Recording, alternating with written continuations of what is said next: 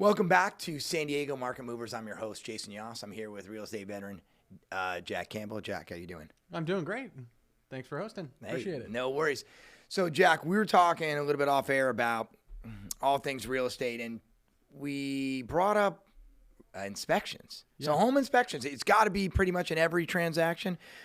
A lot of positive and negative, though. Tell me a little bit about what your perspective is on this. Well, I mean, it should be in every transaction. I do recommend everybody get a home inspection from somebody who's licensed and trained to go through a property and actually look at all the details. Because even myself as a real estate veteran, I've had a lot of experience in literally probably hundreds of thousands of these home inspections. And at the end of the day, having the discipline to test each outlet and flip each switch, right? I don't care how great of a contractor you are, but if you're not working from a checklist that forces you to go through the discipline of checking all these little things, crawling up in the attic, going into the basement, looking at the date on the hot water heater. It's all these little things. So that's the reason that a home inspection is so important. If it's nothing more than just the discipline of going through the checklist and doing all those little discipline things. So that's one really important component. But the other reality is I think this is a really fearful spot for buyers and sellers both. I mean, the reality is a seller's scared to death that they're going to uncover something they're not aware of, and usually it does, and then buyers are concerned because if they uncover something, they're concerned that it could, wreck a deal that they're in the middle of buying a home that they love and that there's some hidden secret that the seller's not telling them about. So that's the reason the home inspections are such a big dramatic item piece. How do you approach it? So do you have your own go-to home inspectors, or does the buyer or seller, who chooses? And then more importantly, what are the red flags that you see normally that you're like, hey, this is something we have to take seriously? And what are the ones that are like, hey, I see this a bit. Obviously you want to be aware that it's there, but it shouldn't get into your loop and kind of killing a deal. Right.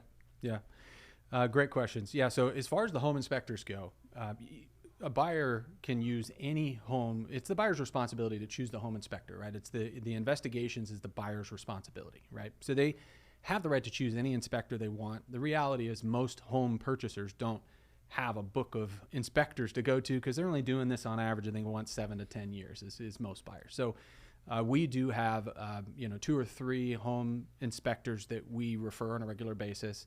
And our clients often do take us up on those referrals. We like their responsiveness, usually the way they communicate, the thoroughness in the report, and the way that they are able to answer questions about the things that they do discover. They're knowledgeable about the properties.